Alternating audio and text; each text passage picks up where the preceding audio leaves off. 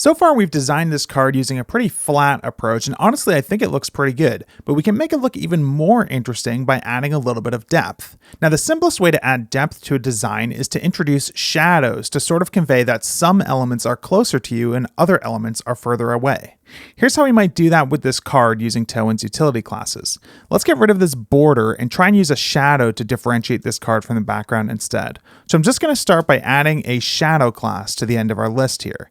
And now you'll see that instead of a border, we do have a little bit of a subtle shadow around the card, which looks pretty nice. Now, if we wanted this card to kind of feel like it was popping off the page a little bit more, we could bump that up to Shadow MD. If we wanted it to feel like it was raised even more than that, we could go up to Shadow LG. And if we wanted it to feel really raised off the page, we could bring that all the way up to Shadow XL. Now, simply adding shadows to a design is often all you need to get that little bit of extra polish. But another approach that I think is often underused when it comes to creating depth in designs is overlapping elements to make it feel like there are multiple layers on the page. I'll show you what I mean. Let's get rid of this shadow for now and sort of talk through what I want to try here.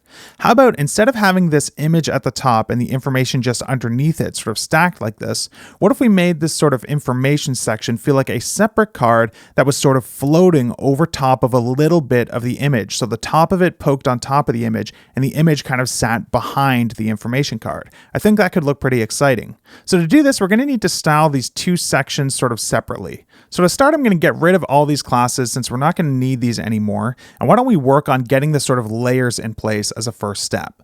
So the first thing I'm going to do is reintroduce the white background to the content section. So now we'll just make that background specific to this area instead of to the entire card. Next, to make it feel like this card is sitting on top of this image, I think we need to make it a little bit narrower so that we're going to be able to see the sides of the image next to the sides of the card. So the easiest way to do that is to actually introduce another wrapper element here. So I'm going to add a div here. Maybe we'll give it like a horizontal padding of like px4 or something. And let's just move this white card inside of this div. So this will make it a little bit narrower. So yeah, now you can see that this card is sort of 4 Tailwind spacing units narrower than the image above. Okay, so now we've got these two elements in place. How do we get this card to actually sit on top of this image instead of just being directly below it? Well, the way that we can do that is using negative margins. So negative margins allow us to sort of pull elements into space that they're sort of not supposed to be in by default.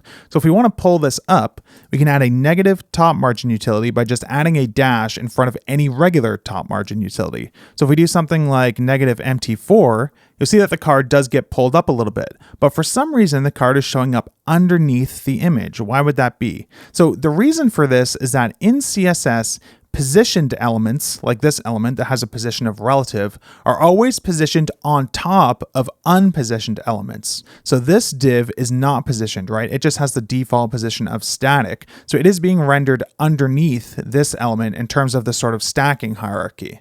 So the first thing you might think to try is just add like a z-index utility to this, like maybe z10 to bring it up a little bit. But you see that this doesn't actually work because z-index doesn't affect elements that are unpositioned. So to get this to actually work, we just have to add position relative, and now you'll see that it is stacked on top. Now, because this div actually comes after this div in the document, we don't need this z10 either because it's automatically going to be stacked on top as long as both of them are positioned. So back to this negative margin, I think we can pull it up probably a lot more than we have here. Why don't we try something like MT20, see what that looks like. Yeah, that's not too bad, maybe a little bit too much. What about MT16? Yeah, I like this. But now that we're covering up a lot of this image, I think maybe we can make the image a little bit taller than it is currently because we are sort of obscuring a lot of stuff there. So instead of giving this a padding bottom of 2/3, why don't we change the aspect ratio of this image to increase the height a little bit? Maybe we can try something like 3/4, which would be a little bit taller, or maybe even go so far as like 5/6. Yeah, that's looking better. Okay, so now that we have sort of this stacking in place, why don't we work on some polishing details to really sort of bring this to the next level? So the first thing that I'm noticing is we lost our original rounded corners when we got rid of the styles on sort of the root card element. So why don't we actually give both of these elements that same border radius? So maybe we'll add rounded LG here. And then on this white card, we'll add rounded LG as well. Okay, so this didn't actually take on the image. So let's make sure that we add overflow hidden here. Or alternatively, if we wanted to make things a little bit simpler, we could actually do this rounded LG right on the image instead of on the wrapper, and this will have the same effect.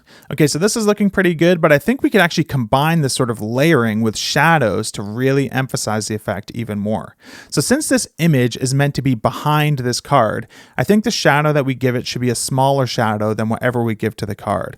So why don't we try something like maybe Shadow MD for the image? Yeah, and you can see that adds a little bit of a shadow there. It kind of makes it pop off the page a little bit.